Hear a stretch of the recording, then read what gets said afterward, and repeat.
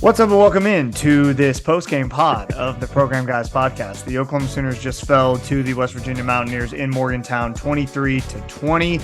OU is now 5-5 on the year, 2-5 in conference play. They're at the bottom of the conference, now below West Virginia. The only team worse than them would be Iowa State.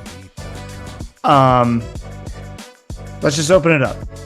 I feel like I want to drink bleach. This team is gross on every level. And at some point, Brent Venables, I know he's going to take accountability, but at some point his words have to match this team's actions. They don't get better any week. They, in fact, get worse every week. They hit a new low every single week. The defense doesn't make a play when they need to. The offense can't score consistently or do anything consistently. And the decision-making by the coaching staff and Brent Venables is questionable at best at critical points in the game. It's gross, and I'm upset. And I'm not saying that I want Brent Venables out because I don't. I believe he's the guy. But at some point, he's got to get better, and this team has to get better, and I don't see when they're going to do it. There's only 2 more opportunities to do it, right? To get bowl eligible, too. Yeah, we're dealing with problems that we have not seen before from these teams. I mean, we're in week 10, and I don't know what this team's good at. I know what Eric Gray is good at. Yeah. But there was a Brent quote this week about he just keeps saying discipline. He said the word discipline for 11 weeks, and it is not getting through. I don't know how you make that get through. I'm not sure what's going wrong there. I have no idea. No one was in Morgantown, by the way. Everybody watched from home or watched on a TV. It looked awful on the screen. Just rain, and cold. It just looked terrible. This is the very first time I've questioned the Brent Venables hire. Honestly. I mean, I'm not even going to sugarcoat it. And I know he's like, I don't want him fired, but at the same time, like, I don't care if you're a first-year head coach. I don't care if these are your guys. Like, this team is lost, and this team gets more and more lost every single week. And that's coaching. And Mark is 100% right when he talks about Venables coming in and saying it's all about discipline. It's all about foundation. It's all about the small things. We're getting worse at all 3 of those things every single week. And like, it's like he's lost control of this team. He doesn't know how to control this team. And that makes me question if he's the right dude. And I'm hoping he's going to get another season so we can see it from like his side maybe. But like, this guy's been here a year. Like, he's had these guys around him for a year. I don't know. I'm kind of at a loss for words on how bad and pathetic that performance was on all sides of the ball. The only good thing was Eric Gray. Yeah. That's it. I got to push back because I was cited on that. I don't think we should be firing Brent Venables at all. We are talking about a game where we gave up 23 points. If the offense shows up, if Marvin Mims even makes 2 plays more than he made, we're not having this exact conversation. We're still like, yo, what's up with that green kid? How come we can't stop him? Mm-hmm. But we're not questioning the future of the leadership. Okay, so we should also caveat. I'm not saying the game just ended. Ryan may still be processing. We all may still be processing. So I'm an emotional person. I have emotional responses to things. Most people know this about me. But like that 4th and 16 and the offsides, like these small, tiny little errors that keep happening to us on both sides of the ball at the very end, and like throughout the game. Like, those are getting worse and worse and worse. And we have this head coach who, most of us came into this season like really believing in, and most of us probably still do believe in. And we're not seeing any improvement. We're seeing just a dramatic decrease. And like, I know it's only been a year. I know it's been less than a year, and you have to give him time. I get that. And I'm not saying he should be fired right now. That's not what I'm saying. I'm just saying that this is the first time that I fully have questioned this hire.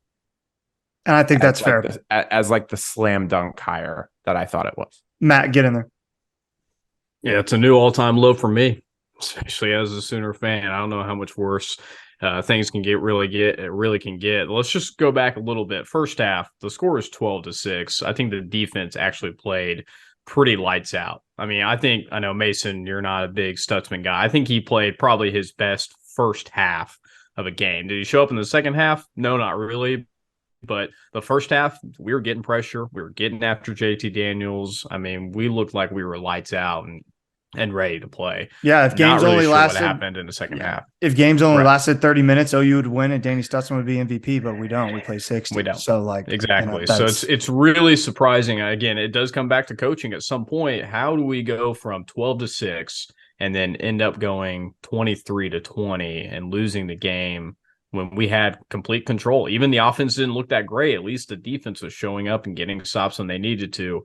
Just didn't happen in the second half. So still a lot of positivity, I think, in the first half. Obviously, Eric Gray going bananas the entire time. We obviously know what Eric Gray can do, but and this is maybe the most boggling thing, that just looking back at the stats and all that, when was the last time that just a college football team had a 200-yard rusher and won the turnover battle and still lost a football game? I'm really not sure. I'm going to have to do some real in-depth research. I'm sure it doesn't happen that often, but it happened today to OU, and that's why it's an all-time low for me. It's pretty unfathomable that those two things happened, and we still didn't win today. Pat, you saying that made this feel like a Falcons game. And, yikes. It unlocked something in me. Yeah. Sorry, Pat. No, you're good. I think we came in with a game plan to beat JT Daniels, and that game plan was working until Green came in. Our coaches probably tried to adapt, but as we know, our players cannot adapt to anything new that they haven't prepared for over a few weeks. It's a great point. And I think that was our Achilles heels. They changed their game plan, came in with a dynamic quarterback that we couldn't stop. But we faced rushing quarterbacks before. Sure. In general, we should do better. Agreed. Anyway, I think you're right, Ben. I think that's a great point. Yeah. I think that's part of the factor. And then, secondly, offensively speaking, super disappointed in Levy and the play calls and the offense as a whole. I think the rain was a big factor too. I don't think Mims drops that ball in the rain, but you can't make excuses for that kind of performance overall, right? It's got to be better. Let's start with the defense. I mean, we're 10 minutes into this, so I guess we'll talk about the defense. All right, let's dive right in. Yeah. 12 minutes in. The defense, West Virginia had 406 yards total, 203 passing, 203 rushing, 37-15 time of possession. They turned the ball over twice, like we said. Yeah, I mean, sure, Danny Stutzman led the team in tackles. That's lit. But when stuff mattered the most, where was he? He was the one making mistakes. I'm sorry. And people are going to hear this and be like, oh, you're too hard on this guy. He had 14 total tackles. He had an interception. The interception was Reggie Grimes. The interception was all due to Reggie Grimes. Danny Stutzman just happened to be standing where JT Daniels fluttered the ball into the air. I think that he's a big problem. He got ran over by the quarterback on a third down play that you needed to stop. You needed to stop. Not only did he get ran over, he got blocked, eaten alive in a block. So he got blocked and then got ran over and then got carried past a first down. He's not the only reason that this team lost. I want it to be clear. But at some point, and also David Agwebu on the last drive, it's 1st and 10. Green is rolling right. He needs to throw the ball away. He has no shot to do anything. David Agwebu, there's the wide receiver right in front of him. David Agwebu is 5 yards away from him. He's the only guy to throw to. And you're rolling towards the sideline, and he throws for a 7-yard gain, 2nd and 3 instead of 2nd and 10. That killed you too. Stuff like that is unacceptable to me. It's just soft and it's cowardly because these guys are scared to make mistakes so they don't make plays. And it sucks. I think I'm done. That last point is something I want to hit on. When we play like we know what we're doing and we attack the ball with confidence, we look good. Yeah. There was one, I think it was a 3rd and 10. We send Danny on a blitz up the middle, and he doesn't get to the quarterback, but it disrupts the guy just long enough where the entire pocket collapses. All you have to do is go 100 miles an hour, right? And even if you're off a step, even if you're Danny Stutzman and you're out of position a little, you're messing up the play somehow. This confusion that we see is the major problem on defense. There's a running quarterback and the entire defense paralyzes because he does a little stutter step. Homie, that's Bryce Young in the SEC. We cannot be getting beat like that by Garrett Green, who couldn't start over JT Daniels before today.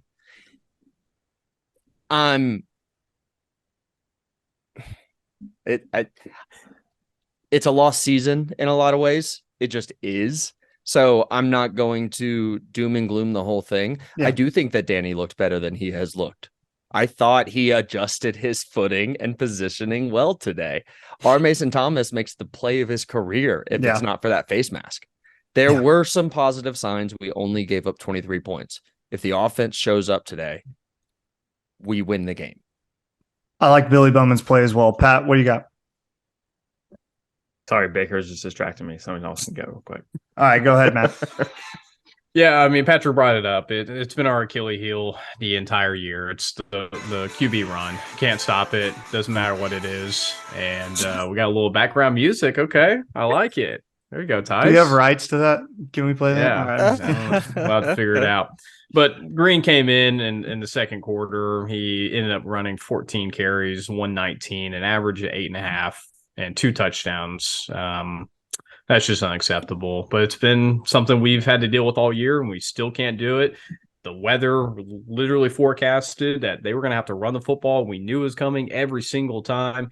And like Mark said, he would just give a little stutter. We would just go the complete opposite direction. It's just mind-boggling that we knew exactly what they were going to do, and they still just ran us completely over. It's just hard to watch, honestly. I don't know what more to say, what to do, whether it's coaching the players. I know it's kind of a mix of everything at this point, but it's hard to see your team up 12-6 playing lights out and then end up losing the football game after all that. Pat? Yeah, I mean, I don't think that the defense is the reason we lost the game. No. I think it was the offense, but you got to stop the quarterback run. I feel like that's been an issue for us for years now, and we've just got to be able to figure it out and adjust during the game. Ryan? Yeah, so starting with the positives, I thought Billy Bowman played great. Yeah, he did. As he usually does. I think he's our best player on defense. And I thought Stutzman was better than he has been. He made some really good tackles in there, and he had a couple that he missed, but considering how he played last week, I thought it was a big improvement. So Mason, you already alluded to this. They had 203 rushing yards. 120 of those were by their quarterback, which is just absolutely unacceptable. And it is something that, like Pat hit on this earlier, but we've been struggling with running quarterbacks for years, and we somehow cannot figure it out. I just want to know, like, how many times are we gonna have to deal with this before we figure it out? Like, how many times are we just not gonna know what to do? And we look completely lost out there. And like, I understand that maybe you weren't game planning for this quarterback. You weren't game planning for someone who could run the ball like this. But pretty much you have to be ready for any quarterback to be able to run the ball on you. We've seen that in the Big 12 this year. Like, you cannot just come in here and look like that against a running quarterback and let them get those, 3 yards that they need to get the first down every single time, right? It was just play after play after play. We knew exactly what they were going to do, and we couldn't do anything about it. And they just looked completely lost. And I thought they had a pretty good first half, and then they just completely fell apart in the second half. They had some really bad penalties. Just very, I don't know. It's just, it seems undisciplined to me. It just seems very undisciplined. And that's something that, BB is a defense coach. So that's what he talks about all the time. I'm not seeing it's getting worse. To that point, and something Mason said earlier, it was big moments, right? Yes. We only gave up 2 touchdowns. The defense overall played pretty well, even in the second half. It's you get to a 3rd and 16 and they pick it up. Mm-hmm. You have a 4th and 16 and there's an offsides.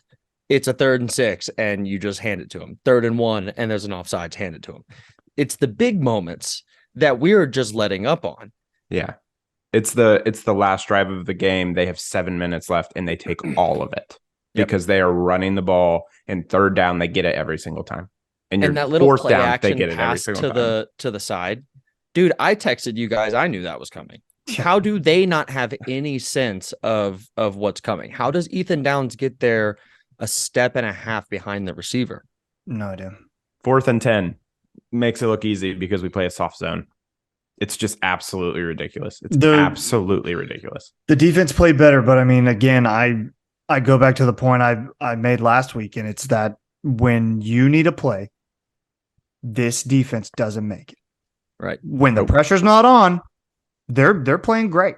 They're fine. They're controlled. They know their job. They know what they're doing. But as soon as the pressure's on and somebody's got to step up, they're 7 for 19 on third down, 4 for 5 on fourth down. I saw a stat that in the last 3 games, OU's opponents on fourth down were 11 for 11 or something crazy like that. Feels right. Yeah. It's disgusting. It's gross. That's the last thing I have on the defense before we move to the offense. Anybody else on the defense before we move on? Deshaun White played well. Deshaun White keeps playing well. He's very impressive, chasing plays down from the backside, doing everything. Yeah, I thought he played well. Also, I wanted to be on record. I love Jaron Kanak, but that punt for a conversion was on him. He overran the ball carrier, didn't break down. Guy cut inside. Oh, the fake? Yeah, the fake. Yeah. And Jaron lost it. I mean, when you give him praise, I feel like you got to call out when he doesn't do something right either. So, sometimes you got to be a football player. It's a play happening. You got to go make a play. Yeah. I thought the defense overall did play well. 23 points win the game. You know, that should win you a game at Oklahoma 100 times out of 100. Always. Anybody else on the defense before we move to the offense? All right, quick overlook at the offense. By the way, like and subscribe if you're watching on our YouTube channel. Please like and subscribe. Try and get 1,200 subs by the end of the year. Would really appreciate that. All right, final stats for the offense. The offense had 426 total yards of offense, 190 through the air, 236 rushing. Of that 236, by the way, on the ground, where is he? Eric Gray had 211. 2 touchdowns for Eric Gray. Dylan Gabriel, 17 for 28, 190 yards through the air. Somebody else start because I don't want to. Go ahead, Matt. I'm going to jump right in because I know we talk a lot about the defense not showing up for those big plays. The offense didn't do that either. The offense was 1 of 11 for third down and 0-2 on fourth down. There's multiple drop balls across the board. Obviously, Mims in the first quarter should have had that touchdown. Rain or shine, I could care less. He's wide open. That's got to be a caught ball for a touchdown. Completely swings momentum. I mean, the only reason we were up is because at the first half was because we blocked the PAT and took it back. That's the only reason we were up. We had no business of being up. So I put a lot on the score today on the offense as well. We should have easily put up 40-plus points, especially with Eric Gray running all over the yard. It's just unacceptable as well. Yes, the defense did exactly what they did. They held West Virginia to 23 points, only 2 offensive touchdowns. The offense has to come alive and score more than 20 points. I think a lot more of this is on the offense actually today than it is the defense. I think the offense should have scored a lot more, and it's just unacceptable to go 1-11 and 0-4 on fourth down conversions. That's just not showing up and playing. Pat?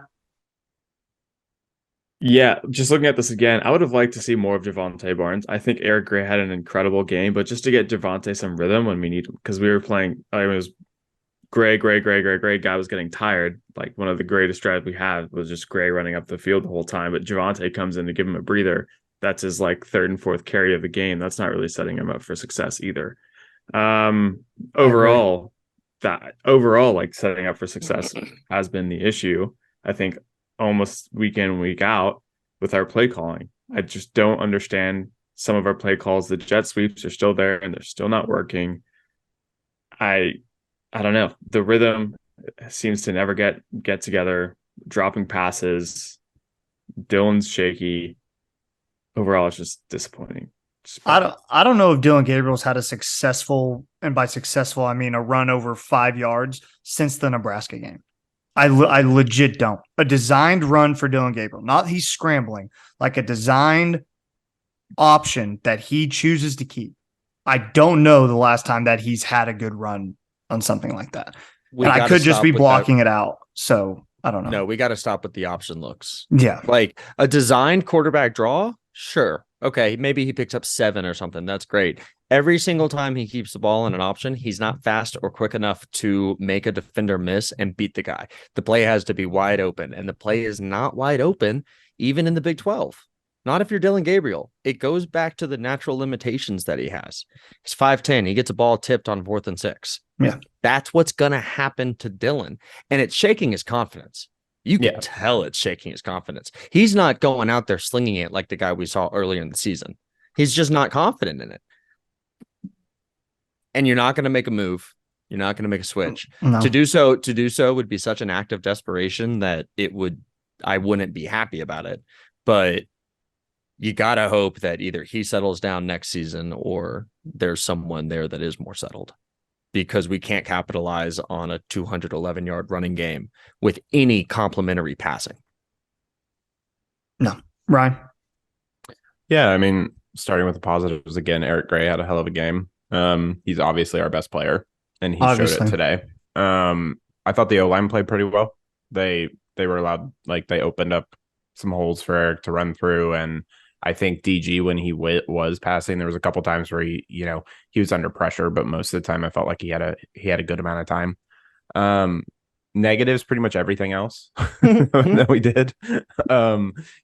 Drop passes. Marvin Mims having the yips. I don't really know what's going on with him. Very, very unsure. He got that one pass at the end there for that touchdown, or for that close to touchdown, that big pass at the end. But not really sure what's going on with him. I talked about this last week, but Dylan Gabriel is just not the guy. At least not right now. Not the way he's showing it. He's not stepping up the way he needs to. He's not making the throws. He had I don't know if it was Marvin or Jaleel, but he had somebody open that would have gone for a touchdown, and it looked like the easiest pass. I probably could have thrown that ball, and he just overthrows them. And he underthrows long throws, and he's just not timing things correctly. And we didn't have any turnovers today, which is, you would think that would be, hey, yay, go offense. And then all of us are like, oh my God, this was like the worst offensive game we've ever seen. We should have had turnovers. We should have had turnovers, and we didn't. And the worst thing to me about this offense today is it actually felt like we, from our 20-yard line to their 40, I felt like we were moving the ball pretty well. And then we came to like a screeching halt at their 40 because we tried to get cool with our play calling. We tried to do different things, or we just got lazy. I'm not really entirely sure, but every damn third down, it was like 3rd and 2, and we would just run it up the middle every single time, and we would never get it. And then we never did anything differently. And it's just like that stat that you gave, Gam, 1 and 11 third down, 0-2 fourth down. That is unfathomable. That is so horrid that I can't even it's hard to talk about. It's genuinely hard to talk about how this team just decided not to show up today. It's just bad. All of those 11 third downs, it felt like we're within 5 yards. You didn't have a long third down that they faced, it felt like. But I wanted to bring up what Ryan just said, that pass to Marvin that was obviously overthrown or thrown the wrong place. On the broadcast, they cited, kind of a miscommunication there. No, if it's a miscommunication, it's on Dylan's part. Those guys haven't watched OU football. The commentators were not very good. That's the middle of the field is wide open. Marvin's doing exactly what he's supposed to do. There's no one in the middle of the field. Go to the middle of the field where no one's at. Dylan should know, just put it out there. Marvin's going to catch it and go. That's why Marvin was so visibly upset after it, because he knew that's a touchdown. There's no one there. That's my ball chance. There. Yeah, That's literally it. Now, does he need to catch the ones earlier? Absolutely. Yeah, he does. I think the positives, I'll echo the Eric Gray sentiment. I thought he looked really good.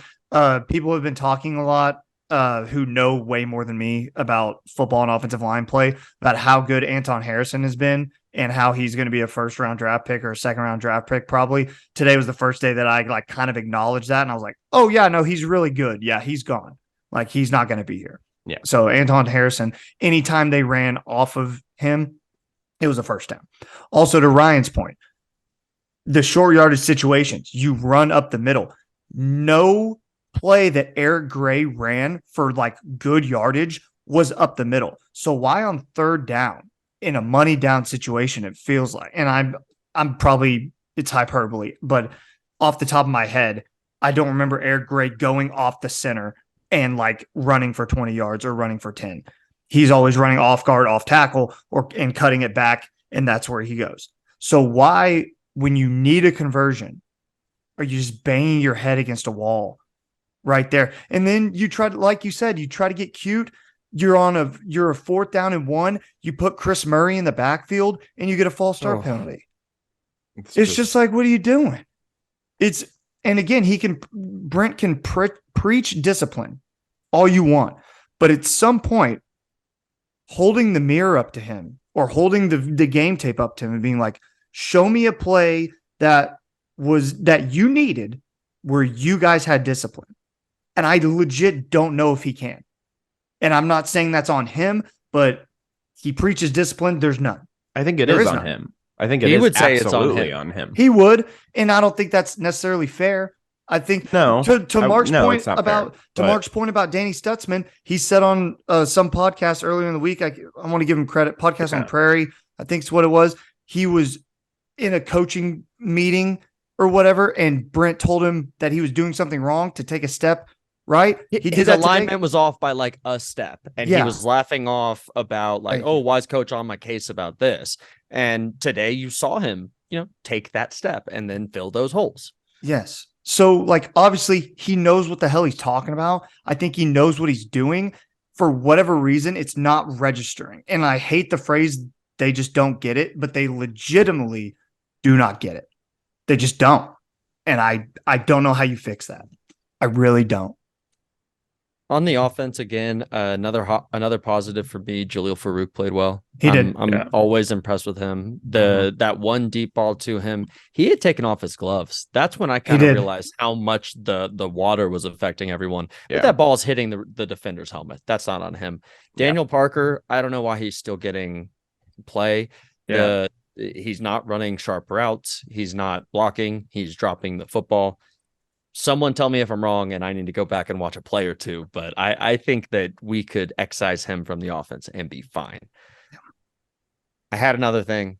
I forgot it. Tough day. Just tough day, man. Just tough. Let us know down in the comments what you thought of the offense and defense, maybe even special teams. I'm not here to talk crap on Schmidt. 54 yarder you missed, and then a 46 yarder. That weather's tough. Can I talk shit about the decision to kick those? Because I thought those were shitty decisions. I thought both of them were shitty. The second one for sure. I thought the second one especially, in the pouring down rain. You're 2 yards away. The second one, punt it and like pin them. Like, Turk is one of our best players. Yeah. Pin them down into like the 5-yard line, right? Don't just give them the ball. And then the other one was like a 54-yarder. I'm like, y'all. The first one, the farthest that he's hit one is 44. I mean, he needs a little bit of time. Like, he's not going to hit this, and we're going to give them the ball right over at like the 50-yard line. Yeah. And that's exactly what happened. And it's so when Brent made the decision to kick that final one, the 43 or 44, whatever, when I heard it, I was like, why are you kicking right now? It's 4th and 2. Like, what the heck? And then I looked when they zoomed out and showed the kick view, like to show where the ball was going to go. I was like, oh, okay, well, that doesn't look as far as I thought. Okay, I feel a little bit better about this. And then obviously he missed it, and then you're mad. So like, I switched up a lot, so I can't really speak about it. I felt good about it, but then when he missed it, I was mad. So like, I was flip-flop. That's like, the thing is, to me, it was longer than the longest one that he's made. I'm pretty sure the longest that he's made is 44, and that was 47. And it was pouring down rain. And like, I don't think that's a good combination, especially when you're at the very end of the game and you're going to hand them the ball back over close to the 50. Like, No, don't do that. Like, I think that's a poor decision. I think you should pin them and make them go the entire length of the field. I think that's a shitty call because pretty much everybody knew. I mean, I had no confidence that he was going to make that kick. I mean, yeah, I didn't really either. Matt, Pat, anything to add before we wrap her up? We do lack the aggressiveness in tough situations and situations where we need to be aggressive. But at times when we do act aggressive, I think A, it's at the wrong time, and B, it's the wrong play call. So we're just not getting it right. It's pretty embarrassing that anytime there's a fourth down, the opposing team's going to go for it because they question your manhood and they know you're not man enough to stop them. That's kind of tough. That's a pretty tough look. On offense, the two biggest penalties were against Chris Murray on that false start and Theo Weiss on the pick play. Yeah. Those are a fifth-year senior and a senior. I can't blame Brent Venables for those guys messing up. They're grown men. They should be capable of making the right play. Theo's was like intentional. Like that play calling was intentional. That was more on Braden Willis. It was Braden Willis. I feel like Mark's point still stands. Here's the thing. On a play like that, look, you guys are right. I know that they explained that on the broadcast. You can just run your route and the defender is going to be naturally picked. You don't have to ever gear up. I see what you're saying. If he doesn't gear up, that's not a penalty. He just runs and it's a wide open touchdown still. Okay. Yeah. Just little things. Matt. There's not much more I can say, honestly. I think we've covered all of it, to be frank. The only other last thought I had was, instead of overthrowing it, DG had a lot of underthrows today. And obviously, that was due to the weather. I'm sure Mason and Mark, you can attest, when it's raining, the football is going to be slippery. You probably just can't throw it as far as deep. I think the weather was a factor for sure. Right. I think it was. It's sad to see. Definitely should have had more than 20 points altogether. So just an overall dismal performance and definitely an all-time low for sure. All right. I think we're going to wrap it up there. Go ahead. What? I have no more optimism. Like typically, like we'll get to midweek and I'll be like, we're going to win 42-17. We'll get it down. I don't think that's going to happen this week. I'm in full on Michael Scott mode where midweek there's no doubt about it. I'm ready to get hurt again. Like that's just that's where I'm at. I think I'm starting to become numb, and that's not good.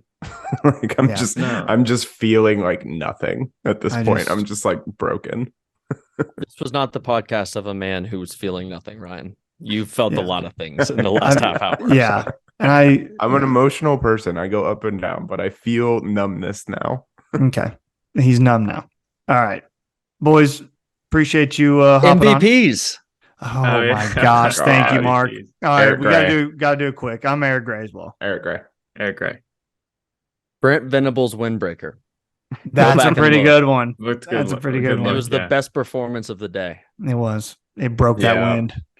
Yeah, I'll go Anton Harrison. I think he probably played the best game today. He was lighting people up, Mason, for sure. Yeah, he was every bit the left tackle that he's the left tackle that was promised, the player that was promised. All right, that's going to do it for this week. We'll have a episode 45 coming up for you later on in the week. We'll preview Bedlam. Going to be a big game. Another boots on the ground. Boots on the ground. We're all going to be together in person. We will. Maybe a little surprise for maybe a little fun pod after the Bedlam game. We'll see what happens. All right, that's going to do it for this week's episode. Be sure to like, subscribe on our YouTube channel. Follow us on Twitter, Program Guys with a Z, Instagram, Program Guys with a Z, our Facebook page, Program Guys Podcast. However you get your podcast, Spotify, Apple Podcasts, Google Podcasts, that's where you can find us. That's going to do it for this week. Pat, take us out. Keep pushing it, baby.